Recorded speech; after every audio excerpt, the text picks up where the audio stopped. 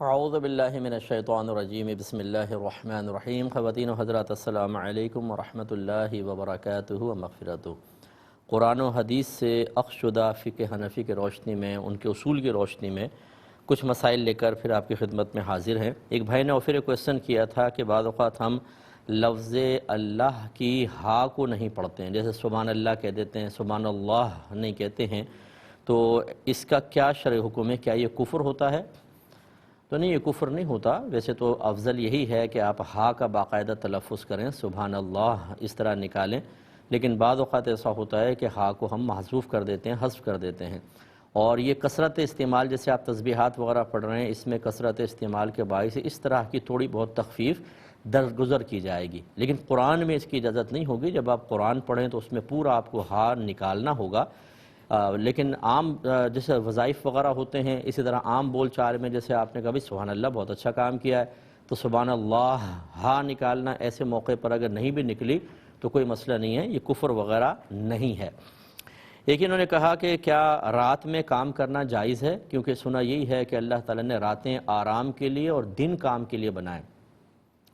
دیکھیں، یہ نارمل تو یہی چیز ہے کہ دن میں آدمی کام کرے اور رات میں آرام کرے، لیکن اب تغیر زمانہ کے اعتبار سے ہمارا لائف سٹائل چینج ہو چکا ہے۔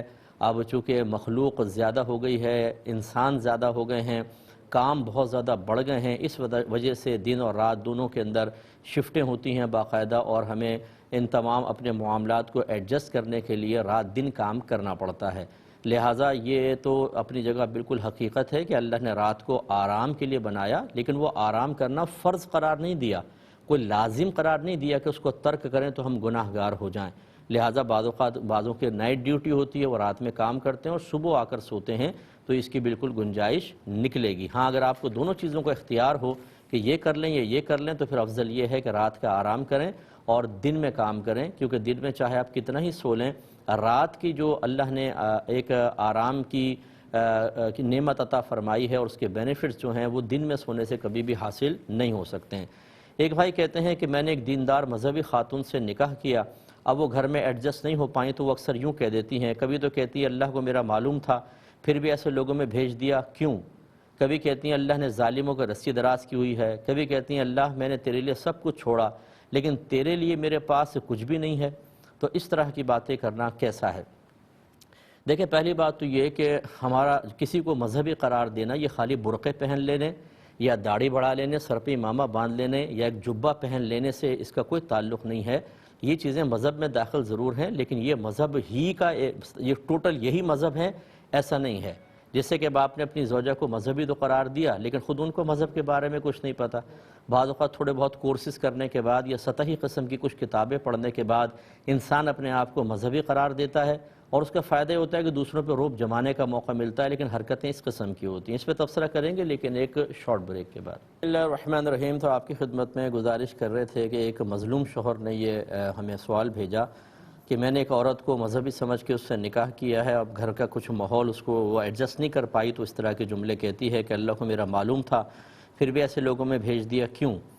ظالموں کی رسی دراز کی ہوئی ہے اللہ نے، اللہ تعالیٰ تیرے لیے میں نے سب کچھ چھوڑا لیکن تیرے پاس میرے لیے کچھ بھی نہیں، تو اس قسم کے جملوں کا کیا حکم ہے؟ تو میں اسی پہ آپ کو سمجھا رہا تھا کہ دیکھیں، صرف اگر لڑکی صرف برقع پہنتی ہے، آپ نے پوچھ لیا جی برقع پہنتی ہے، نقاب کرتی ہے، بھی ماشاءاللہ بڑی مذہبی لڑکی ہے، یہ مذہب کا ایک حصہ ضرور ہے لیکن کل مذہب یہ نہیں ہے۔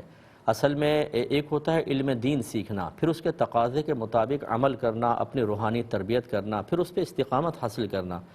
تو میں کسی کی بچی پر یا کسی پہ الزام نہیں لگا رہا ہوں، لیکن بہت سارے ایسے طالب علم ہیں، اسی طرح طالبات ہیں جو دین پڑھتے ہیں لیکن دین پر عمل نہیں کرتے، نمازیں وہ قضا کر رہے ہوتے ہیں، بد اخلاقیاں ان لڑکیوں کی ہوتی ہیں، غیبتیں کرتی ہیں، چغلیاں کرتی ہیں، لیگ پولنگ کرتی ہیں، شادی بیاہ میں موقع ملے تو خوب میک اپ کر کے اور بے پردہ وہ پبلک میں بیٹھی ہوئی نظر آتی ہیں، لیکن اپنے آپ کو مذہبی بھی رکھتی ہیں تاکہ مذہب سے بھی حصہ مل جائے اور دنیا سے بھی وہ تمام چیزیں حاصل کر لیں۔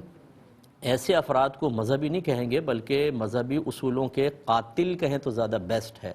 تو خلاصہ کلام یہ ہے کہ آپ کے زوجہ نے جو جملے کہے، چونکہ اس میں اللہ تبارک و تعالی پر اعتراض ظاہر ہو رہا ہے، لہٰذا احتیاطاً ہم یہ کہیں گے کہ انہیں تجدید ایمان کرنا چاہیے اور آپ دونوں تجدید نکاح بھی کریں، کیونکہ یہ اللہ تعالیٰ کی قسمت پر، اللہ کی تقسیم پر ایک اعتراض ہے تمام جملوں کے اندر۔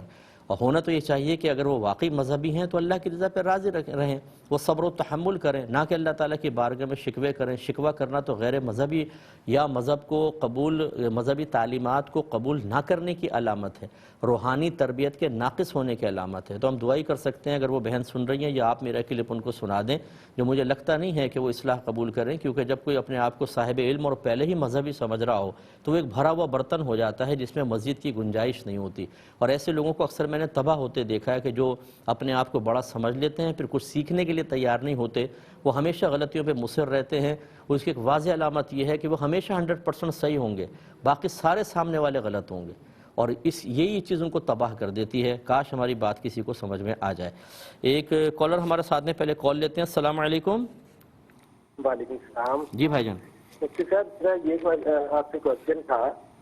جی میرا کوشچن آپ سے یہ تھا کہ جب ہم وضو میں کے دوران منہ دھوتے ہیں، اگر چہرے پر داڑھی جو ہے وہ زیادہ ہے اور یہ شک ہے کہ پانی داڑھی کی جگہ پہ نہیں لگتا، تو اسے کس طرح دھوئیں؟ ٹھیک ہے۔ اور یہ کوشچن یہ ہے کہ سنا ہے کہ یعنی کہ بینک میں جو کام کرتے ہیں نا، ان کی جو کمائی ہے وہ حلال نہیں ہوتی، تو اگر ایسے کوئی رشتے دار ہیں جو ہمارے گھر کھانے کے لیے کوئی چیزیں بھیجتے ہیں تو ایسی چیزیں کھانا جائز ہے یا نہیں؟ ٹھیک ہے۔ اور ہاں جی، بس یہ ایک دو میں عرض کرتا ہوں، انشاءاللہ بالکل عرض کریں گے۔ ایک اور کالر ہیں۔ السلام علیکم۔ السلام علیکم ورحمۃ اللہ۔ جی وعلیکم السلام۔ جی مفتی صاحب، میرا پہلا کوشچن یہ ہے کہ اگر کسی نے واجب الایاتہ نماز کو قضا نماز کی نیت سے ادا کر لیا تو کیا حکم ہوگا، اور نیت دل اور الفاظ دونوں میں قضا ہی کی ہو؟ دوسرا کوشچن یہ ہے کہ کیا ناپاکی کی حالت میں حروف مقطعات پر ہاتھ لگا سکتے ہیں اور پڑھ بھی سکتے ہیں؟ اسی طرح بے وضو حالت میں ان الفاظ پر ہاتھ لگانے کے بارے میں کیا حکم ہوگا؟ ٹھیک ہے۔ اور لاسٹ کوشچن یہ کہ اگر مسوڑوں سے خون نکل رہا ہو اور رک نہ رہا ہو، اس دوران انسان کو کھانا کھانے کی حاجت پیش آئے تو اس صورت میں کیا حکم شرع ہوگا؟ اور السلام علیکم ورحمۃ اللہ، جزاک اللہ خیرا۔ میں بتاتا ہوں انشاءاللہ۔ ایک کویسچن یہ تھا کہ اگر ایک بچے نے کہا کہ میرے والدین نے بینک میں پیسہ رکھوایا ہوا ہے اور وہاں سے جو پروفٹ آتا ہے وہ اس سے گھر کا سارا نظام چلاتے ہیں، میں بالغ ہو چکا ہوں، اب میں ان کو منع کرتا ہوں کہ یہ سود ہے لیکن وہ باز نہیں آتے ہیں، تو اب میرے لیے کیا حکم شرع ہوگا، میں کھا سکتا ہوں یا نہیں؟ دیکھیں، پہلی بات تو اس کو کنفرم کریں آپ کہ بینک میں پیسہ رکھوانا اور اس کا پروفٹ لینا ہمیشہ ناجائز نہیں ہوتا۔ دیکھا جائے گا کہ آپ کے والدین نے اس بینک سے کوئی باقاعدہ تجارتی معاہدہ کیا ہے، مثال کے طور پہ جیسے انویسٹمنٹ ہوتی ہے کہ آپ کے والدین نے پیسہ دیا اور بینک نے آفر کی تھی کہ ہم اسے کسی کام میں لگائیں گے، اس سے جو پروفٹ ہوگا وہ آپ کو بھی دیں گے۔ اسے مداربت کہتے ہیں کہ ایک طرف سے پیسہ ہوتا ہے، دوسری طرف سے محنت ہوتی ہے، اور پروفٹ میں کوئی ریشو طے کر کے دونوں تھوڑا تھوڑا لے لیتے ہیں۔ اگر ایسا ہے تو پھر تو جو کچھ آ رہا ہے وہ طیب اور حلال ہوگا، لیکن اگر ایسا نہیں ہے، بغیر کسی ایگریمنٹ کے صرف بینک میں اکاؤنٹ میں پیسہ رکھوایا، جیسے سیونگ اکاؤنٹ ہوتے ہیں اکثر، اور وہاں سے ایک پروفٹ کی مقدار ہر ماہ آ رہی ہے، تو یقیناً اس کے سود ہونے میں کوئی شبہ نہیں ہے، کیونکہ جو آپ بینک میں پیسہ رکھواتے ہیں وہ قرض ہے، اور قرض کے اوپر جو نفع لیا جائے وہ سود ہوتا ہے۔ آپ کے نبی کریم صلی اللہ علیہ وسلم نے واضح طور پر یہی ارشاد فرمایا ہے۔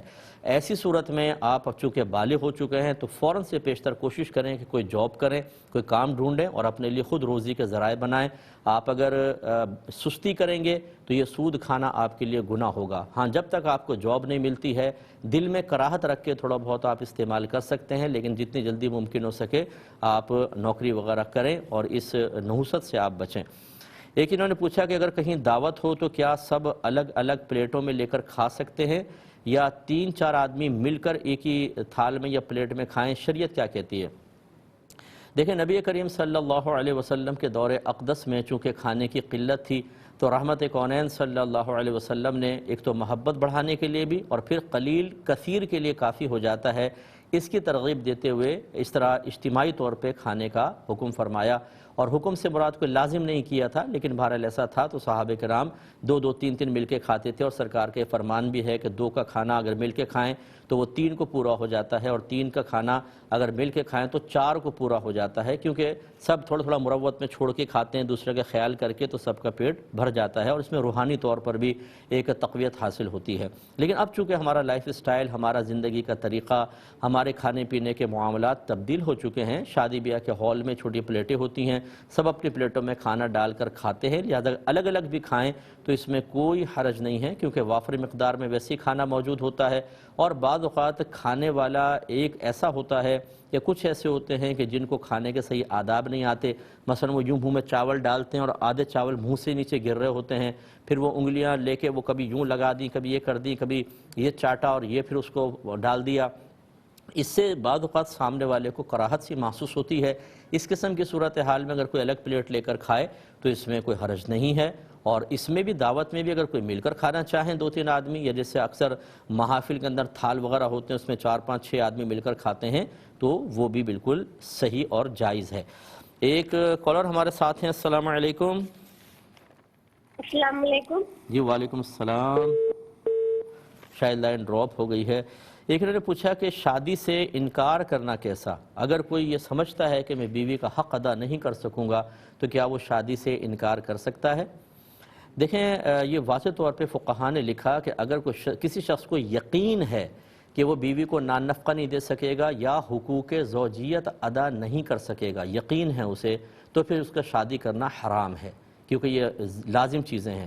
اور اگر یقین نہیں ہے، شبہ ہے، پتہ نہیں دے سکوں گا نہیں دے سکوں گا، پتہ نہیں حق زوجت ادا ہوگا نہیں ہوگا، کیونکہ بعض اوقات انسان کو اپنی کیفیات کا پتہ ہوتا ہے، کچھ جسمانی کمزوریوں کے اوپر وہ مطلع ہوتا ہے، جب شک ہو تو ایسی صورت میں نکاح کرنا مکروہ تحریمی ہے، یعنی حرام تو نہیں لیکن حرام کے نزدیک ہے۔ اور تیسری صورت یہ ہوتی ہے کہ وہ نان نفقہ بھی دے سکتا ہے، حق زوجت بھی ادا کر سکتا ہے، اور وہ نارمل کیفیت ہے، اگر شادی نہ کرے تو زنا وغیرہ میں مبتلا ہونے کا اندیشہ نہیں ہے۔ ایسی صورت میں شادی کرنا سنت مؤکدہ ہوتی ہے، اور اسی کے بارے میں نبی کریم صلی اللہ علیہ وسلم نے ارشاد فرمایا کہ النکاح من سنتی فمن رغب عن سنتی فلیس منی، نکاح میری سنت سے ہے، جو میری سنت سے بے رغبت ہوا وہ مجھ سے نہیں۔ لہذا معلوم ہوا ایک نوجوان کا یہ سوچنا کہ جی شاید میں حق زوجت ادا نہیں کر سکتا، وہ دیکھے یقین کے درجے میں ہے یا شک و شبہ ہے، جو یقین کے قریب ہے تو پھر تو وہ نکاح نہ کرے، پہلے اپنا علاج کرے، اپنے آپ کو تندرست کرے، اس کے بعد نکاح کرے۔ اور ایک ہوتا ہے موہوم سا خدشہ، شاید نہ کر سکوں، جبکہ آپ کی حرکتیں ایسی نہیں ہیں، آپ بالکل صحیح ہیں، کسی خرابی میں نہیں ہیں، خراب قسم کی صحبت میں نہیں ہیں، آپ نے کوئی خراب قسم کے پہلے افعال میں حصہ نہیں لیا ہے، تو پھر خوف کس چیز کا؟ پھر اس کا مطلب یہ بیجا خوف ہے اور شیطان آپ کو خامخواہ بہکا رہا ہے، پھر آپ اس سنت پر ضرور عمل کریں۔ تو یہ ذرا تفصیل ذہن میں رکھیے گا۔ ایک کسی نے پوچھا کہ شاور کے نیچے اگر نہا رہے ہوں تو جیسے غسل کی ایک ترتیب بیان ہوتی ہے کہ یہ پہنچوں تک ہاتھ دھوئیں، پھر ستر کو دھوئیں، پھر نماز کا سا وضو کریں، پھر سیدھے کندھے پہ 3 مرتبہ پانی، پھر الٹے کندھے پر، پھر سر اور پورے دھڑ پہ، یہ ترتیب تو اس میں پوری نہیں ہو سکے گی، ایک دم پانی آ جاتا ہے اوپر تو کیا حکم شرع ہوگا؟ دیکھیں یہ ترتیب اسی صورت میں سنت مبارکہ کہلائے گی کہ جب آپ ٹھہرے ہوئے پانی سے وضو کر رہے ہیں، غسل کر رہے ہیں، جیسے بالٹی میں پانی ہے، ٹب میں اس سے لے کے آپ ڈال رہے ہیں، تو یہ ترتیب ملحوظ رکھیں۔ جب شاور سے ایک ساتھ آ رہا ہے تو پھر اس میں کوئی حرج نہیں کہ آپ ڈائریکٹ پہلے سر کے اوپر ڈالیں اور ساتھ ساتھ پورے بدن کو اب ملتے جائیں اور دھوتے جائیں، تو پھر یہ سب سنتیں اس میں گویا کہ ایک ساتھ ہی ادا ہو جائیں گی۔ ایک ہی کسی نے پوچھا کہ بہن بھائی اور دیگر رشتہ داروں کی لائف میں ہم کتنا انٹرفیئر کر سکتے ہیں یا کرنا چاہیے؟ دیکھیں انٹرفیئر تو بالکل بھی نہیں کرنا چاہیے، کسی کی پرسنل لائف میں خواہ آپ گھسنے کی کوشش کریں، یہ مناسب نہیں ہے۔ لیکن اگر آپ کو یہ سمجھتا ہے جیسے بہن ہے وہ اپنے سسرال میں ہے اور آپ یہ سمجھتے ہیں کہ وہ کچھ غمگین سی ہے، کچھ پریشان سی نظر آتی ہے، لیکن وہ اس وجہ سے میکے میں آ کے کچھ نہیں بتاتی کہ خواہ میرے ماں باپ پریشان ہوں گے، بھائی بہن ڈسٹرب ہوں گے، تو پھر آپ کو کریدنے میں حرج بھی نہیں ہے کہ آپ اس سے پوچھیں۔ ہو سکتا ہے وہ بیچاری ویسے ہی صدمے اور غم برداشت کرتی چلی جا رہی ہو اور اسی میں گھلتی جا رہی ہے، تو ایسی صورت میں تو کر سکتے ہیں۔ اور پھر یا ایسی صورت کہ آپ کو کوئی خوف ہے کہ وہ غلط قسم کے لوگوں کی صحبت میں بیٹھ رہی ہے، اس کو غلط گائیڈ کیا جا رہا ہے اور وہ اس طرف جانا شروع ہو گئی ہے یا ہو گیا ہے کوئی بھی، تو اس رشتہ دار کی بھی آپ جستجو کر سکتے ہیں۔ لیکن عام حالات میں جب سب نارمل لائف گزار رہے ہیں، سب خوش و خرم ہے، خامخواہ انویسٹیگیشن کرنا، خامخواہ جستجو رکھنا، بھئی کیا کھا رہے ہیں، کیا پی رہے ہیں، کہاں جا رہے ہیں، کیوں جا رہے ہیں، فلاں سے کیوں ملے، یہ شریعت نے بالکل منع کیا ہے۔ اس طرح کی جستجو ہرگز نہ کی جائے، اس سے خرابیاں پیدا ہوتی ہیں۔ ایک کالر ہمارے ساتھ ہیں۔ السلام علیکم۔ وعلیکم السلام مفتی صاحب، جی میرے ایک سوال ہے، بس ایک ہی سوال ہے۔ وضو کے بعد جو آسمان کی طرف یہ انگلی کر کے اشارہ، یہ کیا سنت ہے؟ جی، اور اس کی کوئی دلیل ہے، یہ مجھے بتا دے۔ چلیں میں بتاتا ہوں انشاءاللہ۔ ایک اور کالر ہیں۔ السلام علیکم۔ وعلیکم السلام ورحمۃ اللہ۔ جی سر میرا سوال یہ ہے کہ اگر نماز پڑھتے پڑھتے بہت زیادہ تھکاوٹ کی وجہ سے اگر کوئی سو جائے تو کیا وہ نماز دوبارہ سے پڑھنی پڑے گی؟ اور سر دوسرا میرا سوال یہ ہے کہ کسی دنیاوی معاملے مسئلے کی وجہ سے بہت زیادہ کہ غصے میں ہو اور اسی غصے میں نماز کا ٹائم ہو جائے اور نماز ادا کرے، بہت زیادہ غصے سے تلاوت کلام پاک کرے، غصے سے سجدے کرے، تو کیا وہ نماز ہو جائے گی یا کیا ہوگا؟ سب تیسرا سوال میرا یہ ہے کہ سر اگر کوئی اللہ رب العزت سے دعا مانگتا ہے بہت زیادہ خوشی خضوع کے ساتھ، بہت زیادہ، تو کوئی آ جائے اور وہ ایک دم سے وہ اپنی دعا کو ختم کر لے، آنسو وغیرہ پوچھ لے، تو کیا سر یہ عمل بھی ریاکاری میں شامل ہوگا؟ اس کی دعا کا کیا حکم ہوگا؟ قبول ہوگی یا نہیں ہوگی؟ ٹھیک ہے۔ ایک اور کالر ہیں۔ السلام علیکم۔ وعلیکم السلام ورحمۃ اللہ وبرکاتہ۔ مفتی صاحب خیریت سے ہیں؟ اللہ کرم۔ میرا نام طیب ہے۔ مفتی صاحب دو سوالات ہیں۔ پہلے سوال یہ کہ والدین جو ہے بڑھاپے کے یعنی عمر کو پہنچنے کے بعد اگر کچھ معاملے پہ ضد پہ آ جائیں جس سے ان کی صحت متاثر ہو رہی ہے، تو کیا اس ضد کو پہ ہمیں مان لینا چاہیے یا ان پہ زور دینا چاہیے؟ اس میں کوئی بے ادبی کا خدشہ تو نہیں ہے؟ اور دوسرا سوال یہ مفتی صاحب کہ ابھی آپ نے جیسے بھائی بہنوں کے زندگی میں انٹرفیئر کرنے کے بارے میں جواب دیا، اسی ایکسٹینشن میں یہ بات ہے کہ اگر بھائی بہن اس معاملے میں وہ ہوں کہ جو والدین جو انہیں والدین کے لیے کرنا چاہیے، بھائی بہن والدین کے ساتھ ہیں اور ان کو والدین کے لیے کرنا چاہیے وہ نہیں کر پا رہے ہیں یا نہیں کر رہے، تو کیا اس سلسلے میں ان کو زیادہ زور دے کے یہ کہہ کے کہ یہ تم غلط کر رہے ہو یا آپ سمجھ رہے ہیں، وہ کیا اس بات کی اجازت ہوگی یا اس معاملے میں بھی خاموشی اختیار کرنی چاہیے؟ ٹھیک ہے، ٹھیک ہے، میں عرض کرتا ہوں انشاءاللہ آج کے پہلے لے لیتے ہیں، پھر وقت بچے گا تو پھر واپس لے لیں گے۔ ایک نے کہا کہ منہ جب ہم دھوتے ہیں تو وضو جب ہم دھوتے ہیں، وضو کرتے ہیں اور اس میں چہرہ دھوتے ہیں، داڑھی اگر گھنی ہو تو بعض اوقات شک ہوتا ہے کہ شاید نیچے پانی نہیں پہنچا تو کیا کرنا چاہیے۔ دیکھیں گھنی داڑھی جب ہو نا تو گھنی داڑھی کے نیچے کی کھال کا دھونا ضروری نہیں ہوتا، بس اتنا اطمینان درکار ہے کہ آپ کی داڑھی کی جڑ تک پانی پہنچ گیا ہو۔ اس کے لیے بہتر یہ ہے کہ آپ مناسب مقدار میں ٹونٹی کھولیں اور اپنے چہرے کو نیچے کر کے اس طرح پانی ڈالیں اور اس کو ملتے جائیں تو آپ کو کھال کے اندر پانی لگتا ہوا محسوس ہو جائے، بس پھر یہ کافی ہے۔ اسی طرح اس طرف کر لیں تو یہ اس طریقے سے اطمینان بھی ہو جائے گا اور یقیناً کھال تک پانی پہنچ جائے گا۔ ایک انہوں نے کہا کہ یہ بینک کی کمائی حلال ہے کہ نہیں؟ اگر کوئی ایسا رشتہ دار جو بینک میں جاب کرتا ہے ہمیں کھانا بھیجے تو وہ کھانا کھانا چاہیے کہ نہیں؟ دیکھیں بارہا اس کا جواب دیا گیا کہ بینک کی ہر جاب ناجائز نہیں کہی جائے گی، صرف اس جاب کو ناجائز کہیں گے کہ جس میں سود کی ترغیبیں دی جا رہی ہوں، وہ ناجائز ہوگی۔ اسی طریقے سے سود ریکوری کا کوئی شعبہ ہے، اس میں کوئی جاب کرتا ہے، یہ ہم منع کریں گے۔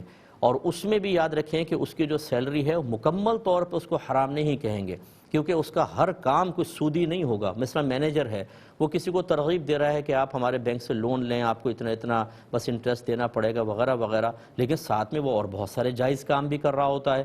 تو اس لیے یہ نہیں کہا جا سکتا کہ اگر کوئی بینک میں جاب کر کے آپ کو کھانا بھیجتا ہے تو اس کا کھانا خالصتاً حرام روزی کا ہے۔ اس لیے آپ اس کو بالکل دل میں کراہت رکھ لیں چلیں، لیکن کھا سکتے ہیں، اس میں کوئی حرج نہیں۔ اور جو ہم یہ کہتے ہیں کہ بینک کی ہر جاب ناجائز نہیں ہے، میں آپ سے پوچھتا ہوں آپ کا پیسہ کہاں رکھا ہوا ہے؟ آپ کہتے ہیں جی بینک کے اندر رکھا ہوا ہے، بڑی بڑی تنظیموں کے پیسے بینک میں ہیں، پیروں کے پیسے بینک میں ہے، ویلفیئرز کے پیسے بینک کے اندر ہیں، بڑے بڑے دینداروں کے، علماء کے، مفتیان کرام، نعت خوانوں کے پیسے بینک میں ہیں۔ بینک میں پیسہ رکھوانا جائز، لیکن بینک کی جاب حرام ہے۔ یہ عجیب و غریب صورتحال ہے۔ جب ہم اپنی ضرورت کے لیے بینک میں پیسہ رکھواتے ہیں اور ہماری ضرورت ہم خود پورا نہیں کر سکتے، وہ ضرورت کیا ہے کہ گھر میں رکھ کر اس کی حفاظت کرنا، یہ بہت مشکل ہے، ہم پورا نہیں کر سکتے، تو پھر بینک کے اندر رکھواتے ہیں۔ اور یہ شرعی اصول ہوتا ہے کہ اگر ایک شخص کسی حاجت یا ضرورت میں مبتلا ہو جائے اور وہ خود اس کو پورا نہیں کر سکتا، دوسرا پورے کر سکتا ہے، تو ہماری ضرورت اور حاجت گویا کہ اس کی ضرورت اور حاجت بن جائے گی، اور حاجت اور ضرورت کے وقت جو تخفیفات اور آسانیاں شریعت ہمیں دے گی وہ آسانیاں اس کے لیے بھی ہوں گی۔ تو لہٰذا اس لحاظ سے بینک کی جاب ہر جاب ناجائز نہیں ہے، اس کو فی زمانہ بالکل جائز قرار دیا جائے گا۔ ہاں یہ الگ بات ہے کہ دوسری کو جاب ملے تو بہت بہتر ہے، کہ اکثر ہمارے عوام میں اس قسم کی باتیں معروف ہوتی ہیں، اس سے دل میں ایک بوجھ پیدا ہوتا ہے، یا بعض لوگ جو پورے مسئلے نہیں جانتے ہیں وہ ایسے لوگوں کو ذرا عجیب نظروں سے دیکھتے ہیں۔ اس لحاظ سے دوسری کر لیں تو بہت اچھا ہے، ورنہ جو بینک کی جاب کر سکتے ہیں۔ ایک مختصر سا بریک لیں گے، ہمیں یقین ہے آپ ہمارے ساتھ ہی رہیں گے۔ بسم اللہ الرحمن الرحیم۔ ایک بچی نے پوچھا کہ واجب العیادہ جو نماز ہے، جیسے کوئی واجب ترک ہو گیا تو پھر واجب العیادہ ہو جاتی ہے نماز، اسے ادا کرتے ہوئے ہم نے قضا کی نیت کر لی، تو کیا نماز ادا ہو گئی کہ نہیں ہو گئی؟ تو بالکل ہو جاتی ہے، اس میں کوئی حرج نہیں ہے۔ ادا کے اندر بھی اگر آپ قضا کا لفظ ادا کر دیتے ہیں، یعنی ادا کر رہے ہیں لیکن قضا کا لفظ کہہ دیں، پھر بھی نماز ہو جاتی ہے۔ اس طرح قضا کو ادا کے لفظ کے ساتھ کہہ دیا تب بھی ہو جاتی ہے۔ تو اس میں ایک تفصیل ہے، لیکن خلاصہ یہی ہے جو میں آپ کی خدمت میں عرض کر رہا ہوں۔ تو واجب العیادہ نماز کو قضا کی نیت سے اگر ادا کیا تو بالکل ادا ہو جائے گی۔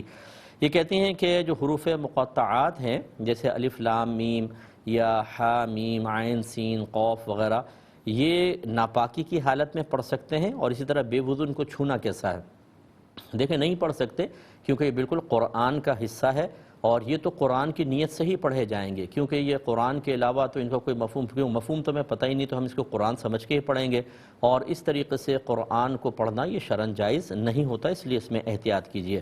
یہ کہتی ہیں اگر مسوڑوں سے مسلسل خون آ رہا ہو اور اسی دوران کھانا بھی کھانا پڑ جائے تو کیا حکم شرع ہوگا؟ کیونکہ خون کے کھانے کے ساتھ متصل ہو کر پیٹ میں اترنے کا اندیشہ ہے۔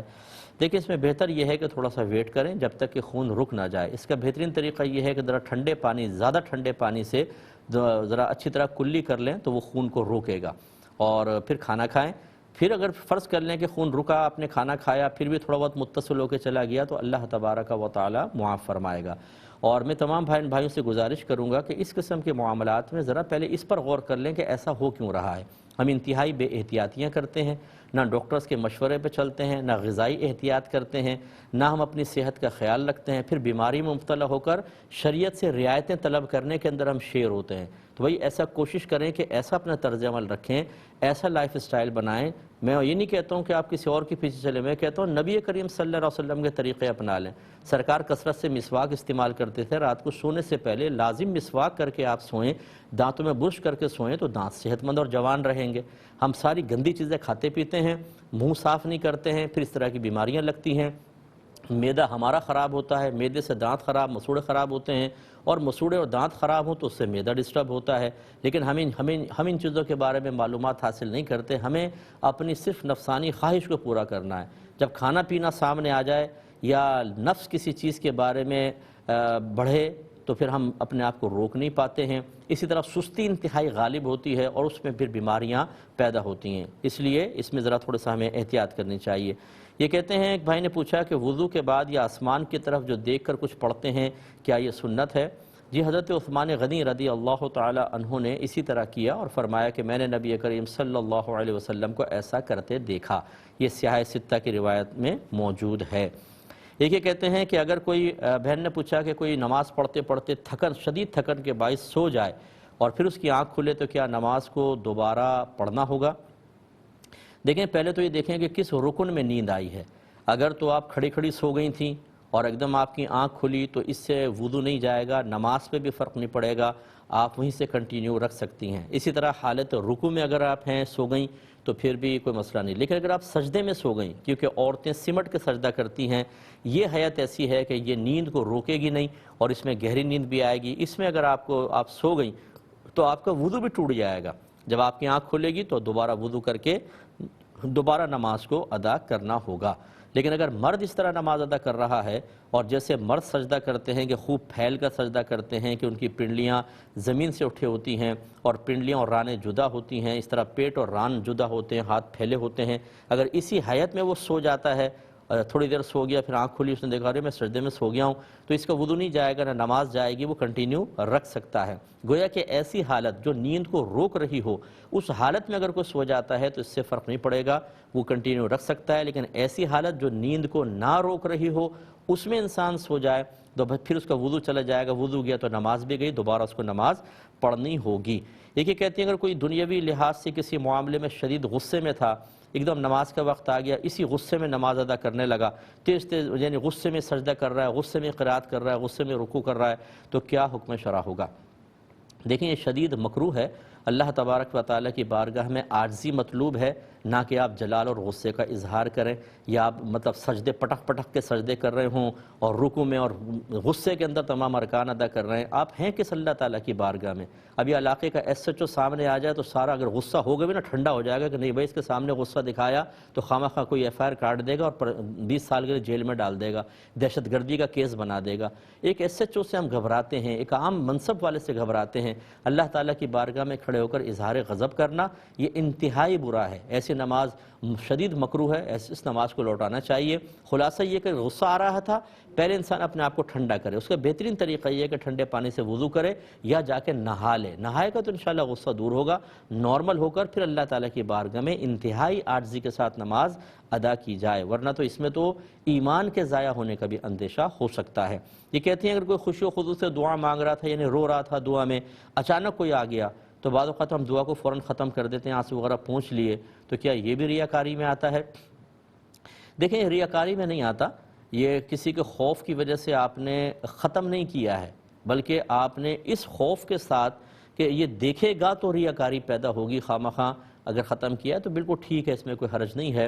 کوئی آ جائے تو پھر اپنے آپ کو ریاکاری سے بچانا بڑا مشکل ہوتا ہے، اور ہر ایک جو ہے اس کو ہم یہ نہیں کہہ سکتے کہ آپ جاری رکھیں اور اپنے آپ کو ریا سے بچائیں۔ عوام کا معاملہ ایسا ہوتا ہے کہ اسے اس آزمائش میں نہیں ڈالا جائے گا، بہتر ہے کہ وہ تھوڑی دیر کے لیے اس عمل کو موقوف کرے، جب وہ چلے جائیں پھر دوبارہ وہ اپنے سلسلے کو کنٹینیو رکھنا چاہیں تو رکھیں، ورنہ اگر ہم اسی طرح کرتے رہیں گے کوئی سامنے آئے گا تو بہت ہی مشکل ہے کہ ایک شخص جو اپنے نفس سے لڑنے کا عادی نہیں ہے، جو شیطان کی چالوں کو نہیں سمجھتا، وہ ریاکاری سے بچ جائے، یہ بہت ہی مشکل ہے۔ یہ کہتے ہیں کہ والدین جو ہیں وہ بڑھاپے میں بعض اوقات ضد پر آ جاتے ہیں اور اس کی وجہ سے ان کی صحت بھی متاثر ہوتی ہے، تو کیا ہم ان کی بات مان لیں یا ہم ان کو سمجھائیں؟ دیکھیں ضد کس چیز کے بارے میں، اس کے بارے میں غور کرنا ہوگا۔ ایک غذا ان کی صحت کو نقصان دیتی ہے، اب وہ کہہ رہے ہیں ہمیں کھلاؤ، اس میں احتیاط کرنی ہوگی۔ ایک دوا ان کے لیے انتہائی ضروری ہے، وہ ضد کر رہے ہیں ہم نہیں کھاتے دوا، انہیں آپ کو کھلانا ہوگا، لیکن اس میں سختی نہیں کر سکتے، آپ پیار محبت کے ساتھ کریں، ان کی بات کو ہرگز نہ مانیں۔ ہاں یہ ہے کہ اگر وہ کسی چیز پہ اڑ جائیں تو ڈاکٹر سے مشورہ کریں کہ بھئی بہت زیادہ ضد کر رہے ہیں، اس میں تھوڑی بہت کوئی گنجائش ہو سکتی ہے، کیونکہ ڈاکٹرز کے پاس گنجائش ہوتی ہے، وہ ایک چیز کو بعض وقت کھانے کو منع کر دیتے ہیں، لیکن پھر جب آپ ان کو عرض کرتے ہیں مجبوری تو کہتے ہیں چلو ٹھیک ہے اتنی مقدار میں کھا لو، اس کی گنجائش نکلے گی، لیکن یہ دوا بڑھا دینا، یہ کر لینا، اس طرح مشورہ کر کے کریں۔ لیکن اگر اتنی خطرناک سچویشن ہے کہ اس میں رعایت کی کوئی گنجائش نہیں ہے تو ایسی صورت میں ان کی ضد کو بالکل نہیں مانا جائے گا، اور اس صورت میں اگر وہ بد دعائیں بھی دیتے ہیں، ناراض بھی ہوتے ہیں، تو آپ بالکل گناہ گار نہیں ہوں گے۔ لیکن یوں نہیں کر سکتے کہ آپ انہیں ڈانٹے ڈپٹے جھڑکے آواز کو بلند کریں، دائرہ ادب رہ کر پیار سے سمجھاتے رہیں، لیکن ان کے اس غلط مطالبے کو ہرگز نہیں مانا جائے گا۔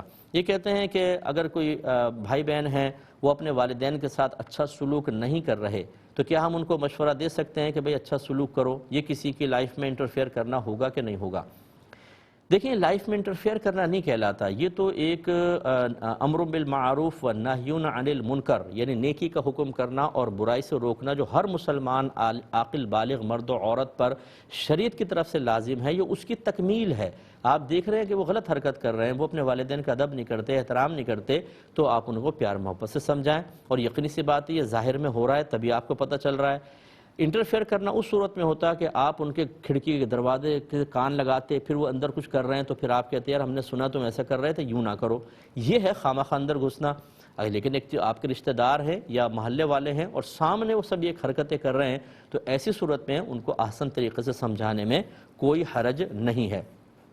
ایک ہی آفر کویسچن کال آئی تھی لیکن ادھر آن ایئر نہ ہو سکی، وہ ایک پڑوسی ملک کا کوئی مسئلہ تھا کہ ایک مسلمان بچی کا نکاح مسلمان گھرانے میں ہی کیا ہے، لیکن وہ جو مسلمان لوگ ہیں یعنی سسرال والے، وہ بچی کو کہتے ہیں کہ تم غیر مسلمین کے شعار اختیار کرو، یعنی وہاں جو مذہب والے ہیں ان کے طور طریقے اپناؤ، عبادت کا نہیں کہہ رہے لیکن ان کے جو شعار ہیں، ان کی علامات ہیں، ان کو اپناؤ، تو کیا حکم شرع ہوگا؟ دیکھیں، اولاً تو پہلے ایک چیز ذہن میں رکھے کہ اگر کوئی چیز کسی کا مذہبی شعار ہے، مذہبی علامت، کہ اس کو دیکھیں، مثلا کوئی مسلمان اس کو اختیار کرے تو آپ یقیناً کہیں کہ یہ فلاں ہیں۔ جیسے کرسچنز کے ہاں سلیب ہے، اگر کوئی مسلمان سلیب ڈال کے دور سے آ رہا ہو تو آپ کہیں گے یہ چونکہ ان کے مذہب کا حصہ، یہ کوئی کرسچن ہی آ رہا ہے۔ تو اس طرح کے بعض مذہبی علامات ہوتی ہیں، اسی تو اگر کوئی اختیار کرتا ہے تو بحکم شرع وہ دائرہ اسلام سے خارج ہوگا۔ اور ایک ہوتا ہے قومی شعار، جیسے شادی بیاہ کے اندر کوئی چیز رسومات اختیار کرنا، ہمارے مسلمانوں میں نہیں ہے، غیر مسلمین میں ہے لیکن ان کے مذہب کا حصہ نہیں ہے، وہ عام معاشرتی معاملات ہیں، یہ قومی شعار کہلاتے ہیں۔ جب تک یہ مسلمانوں میں عام نہ ہوں ان کو اختیار کرنا بھی برا ہوتا ہے لیکن کفر نہیں ہوتا، ٹھیک ہے نا؟ کفر وہ ہے مذہبی شعار۔ تیسری چیز ایک اور ہوتی ہے، وہ تیسری چیز یہ ہے کہ آپ یہ سمجھتے ہیں مذہبی شعار ہے یا قومی شعار ہے، اگر اس کو اختیار نہ کیا جائے تو جان چلی جائے گی۔ اگر ایسی صورتحال ہے تو اس میں بقدر ضرورت اس کو اختیار کرنے میں کوئی حرج نہیں ہے۔ مثال کے طور پہ ایک ماحول ایسا بن چکا ہے کہ کوئی سامنے والا کہتا ہے کہ یہ شعار اختیار کرو، نہیں کرو گے تو تمہیں کاٹ دیں گے۔ اب اس میں دو چیزیں ہیں، یا تو آپ کہیں کہ ٹھیک ہے ہم کٹنے کے لیے تیار ہیں، تو انشاءاللہ پھر آپ کو آخرت میں اجر ملے گا، آپ شہید کی موت مریں گے، آپ کے درجے بلند ہیں۔ لیکن شریعت یہاں پہ رخصت کے راستہ بھی بتاتی ہے، یہ عزیمت ہے۔ رخصت کا راستہ کیا ہے؟ آپ وقتی طور پہ اختیار کریں صرف اس قصد و ارادے کے ساتھ کہ میری جان بچ جائے، اپنی جان بچانے کے لیے اس طرح کی چیزوں کو اختیار کرنے کی گنجائش نکلتی ہے۔ چنانچہ اب سسرال والوں کے بارے میں یہ تحقیق ضروری ہوئی کہ وہ کس وجہ سے بچی کو اس چیز کا کہہ رہے ہیں۔ اگر تو اس طرح کا خوف ہے انہیں کہ اگر ہم یہ تھوڑا بہت طرز عمل اختیار نہیں کریں گے تو نگاہوں میں آئیں گے یا سامنے والے ہمیں نفرت کریں گے اور پھر کبھی ہم پر حملہ ہو سکتا ہے، عزت کے معاملات ہو سکتے ہیں، جان جا سکتی ہے، تو اس کی گنجائش نکلے گی۔ لیکن اگر ایسا کوئی بھی خوف وغیرہ نہیں ہے، خواہ کسی کی محبت اور پیار میں ایسا کر رہے ہیں، تو اگر مذہبی شعار ہے اسلام سے باہر ہو جائیں گے، اور قومی شعار ہے تو شدید گناہ گار ہوں گے، اور دونوں صورتوں میں تجدید ایمان اور تجدید نکاح احتیاطاً کرنا ہی ہوگا۔ پہلی صورت میں تو بلکہ لازم ہوگا اگر مذہبی شعار اختیار کریں، دوسری صورت میں احتیاطاً کرنا چاہیے۔ اس لیے خلاصہ کلام یہ ہوا کہ فوری طور پہ کسی پہ کوئی حکم لگانا یہ بہت مشکل ہوتا ہے۔ یہ مفتیان کرام کا ہی کام ہے کہ وہ کسی کے بارے میں پہلے سوچیں گے، غور کریں گے، حکم لگائیں گے۔ عوام الناس جو ہے وہ کسی چیز کی گہرائی نہیں سمجھتی، انہوں نے کسی کو مجبوریوں کو نہیں سمجھا ہوتا، وہ صرف ظاہر کو دیکھ کر فوری طور پہ فیصلہ کر کے اور کسی کے بارے میں کوئی حکم شرع بیان کر دیتے ہیں۔ اسی طریقے سے ایک آخری چیز یہ بھی کہ اگر میں ایک عزیمت پر عمل کر سکتا ہوں، میں بہادر ہوں، میں جرأت مند ہوں، تو ضروری تو نہیں کہ یہ کیفیت ہر ایک کی ہوں۔ تو مجھے یہ حق حاصل نہیں ہے کہ میں اگر عزیمت پر عمل کرتا ہوں تو کوئی اگر رخصت پر عمل کرنے لگے تو میں اس کو برا بھلا کہوں، ڈانٹو ڈپٹو کہ یار تم کیسے مومن ہو، کیسے مسلمان ہو، تمہیں کٹ جانا چاہیے، لیکن یہ کرنا چاہیے، وہ کرنا چاہیے۔ بھائی شریعت ہی ان کو اجازت دے رہی ہے، اللہ تعالیٰ اس کے رسول ہی ان کو اجازت دے رہے ہیں، اس لیے اس طرح کے جوش و جذبے بھی ٹھیک نہیں ہیں۔ بخاری کی روایت صحابہ کرام کہتے ہیں کہ ہم رمضان میں سفر میں تھے، کچھ نے روزہ رکھا، کچھ نے روزہ چھوڑا، نہ روزہ رکھنے والوں نے نہ رکھنے والوں کو ملامت کی اور نہ رکھنے والوں نے رکھنے والوں کو ملامت کی۔ دیکھیے یہ ہے طریقہ کار کہ ٹھیک ہے ایک آدمی روزہ رکھ رہا ہے تو دوسرے کو یہ نہ کہے یار تم نے روزہ نہیں رکھا، دیکھو ہم نے تو رکھا ہے بھائی، اور اس طرح کیا ہم تو روزہ نہیں رکھ رہے ہیں، سفر ہے بھائی تم کیوں روزہ رکھ رہے ہو، کسی نے کسی کو ملامت نہیں کی۔ ٹھیک ہے آپ عزیمت پر عمل کریں، ہم رخصت پر عمل کرتے ہیں، اس چیز کو بھی سمجھیں۔ بعض لوگ بڑے بہادر اور دیندار بننے کے لیے جب تک اپنی دم پر پاؤں نہ پڑے بہت مجتہد بنیں گے، بہت متقی، بہت پرہیزگار بنیں گے اور سامنے والوں پہ تانے دیں گے اور ان کو برا بھلا کہیں گے، لیکن جب خود پھنستے ہیں تو فوراً پھر کوئی ایک رخصت کا راستہ اختیار کر لیتے ہیں اور اس وقت ان کی زبانیں بند ہوتی ہیں۔ ہم تو ان چیزوں کا بہت زیادہ مشاہدہ کرتے ہیں کیونکہ ہم اس فیلڈ کے لوگ ہیں، لیکن کہتے نہیں ہیں بہرحال کہ خواہ کوئی سامنے والا برا مانے، برا محسوس کرے، لیکن میں آپ کو سمجھا رہا ہوں خدا رہا ایسا نہ کریں۔ اگر ایک وقت میں آپ بہادر بن رہے ہیں دوسرے وقت میں آپ بزدل بھی ہوں گے، ٹھیک ہے نا، تو اس کو کرنے دیں، بیچارہ جو کر رہا ہے وہ جانے، اس کا رب جانے۔ ہم نے دونوں صورتحال بیان کر دی، اگر کوئی نفسانی خواہش کے تابع ہو کے کرے گا بھگتے گا، اگر مجبوری کے تحت کر رہا ہے اللہ تعالیٰ سب کے اعذار اور مجبوریوں کو جانتا ہے۔ ایک بھائی نے کویسچن کیا کہ کسی کا جھوٹا کھانے سے محبت بڑھتی ہے؟ نہیں بھائی، یہ بھائی ایسے مذہب سے تو اس کا کوئی تعلق نہیں ہے کہ آپ نے کسی کے پلیٹ میں سے ایک لقمہ اٹھا کے کھا لیا تو محبت پیدا ہو جائے گی، ایسا نہیں ہوتا۔ یہ عمومی طور پر عوام الناس کے اندر مقولے مشہور ہو جاتے ہیں، لیکن ان کا شریعت سے تعلق نہیں ہے۔ ایک بھائی نے پوچھا تھا کہ ہم نے اپنی بچی کا خلا لیا 1 سال پہلے، شوہر آیا اور اس نے باقاعدہ دستخط کیے، لیکن کچھ طے نہیں ہوا کیا لینا ہے کیا دینا ہے، تو اب 1 سال بعد ہم بچی کی کوئی شادی وغیرہ کرنا چاہتے ہیں، تو کیا ہماری بچی کا خلا ٹھیک تھا؟ دیکھیں ایک بات یاد رکھیے، ایک طلاق ہوتی ہے، خلا ہے۔ طلاق کا مطلب ہوتا ہے بغیر کسی عوض کے، بغیر پیسوں کے طلاق دینا، وہ طلاق ہے۔ اور اگر مال کے بدلے شوہر طلاق دیتا ہے تو اس کو خلا کہا جاتا ہے۔ آپ جس کو خلا کہہ رہے ہیں اس میں ہونا ہی چاہیے تھا کہ آپ آفر کرتے شوہر کو کہ بھئی ہم مہر معاف کر دیں گے، یا اور اس کو پیسوں کی آفر، آپ طلاق دے دیں بچی کو، وہ یس کہتا، پھر آپ اس کو پیسے دیتے، وہ سائن وغیرہ کرتا یا طلاق دیتا، یہ خلا متحقق ہوتا۔ اب آپ نے اگر کوئی طے ہی نہیں کیا تو اس کا مطلب ہے کہ وہ خلا کے الفاظ تو لکھے ہوں گے، شوہر نے دستخط کر دیے، طلاق ہو گئی، لیکن یہ طلاق ہے، خلا نہیں، کیونکہ اس میں آپ نے کوئی طے تو نہیں کیا تھا، تو لہٰذا طلاق ہو گئی ہے۔ جب شوہر نے رضامندی سے سائن کیے تو طلاق واقع ہوئی، اب آپ کی بچی کسی سے بھی نکاح کر سکتی ہے یا آپ کر سکتے ہیں۔ ایک بھائی نے پوچھا کہ یہ بعض لوگ میلاد النبی کے لیے جاتے ہیں اور اس کے باقاعدہ پیسے لیتے ہیں اور بسم اللہ الرحمن الرحیم پڑھ کر لیتے ہیں، ایسے لوگوں کے بارے میں کیا حکم ہوگا؟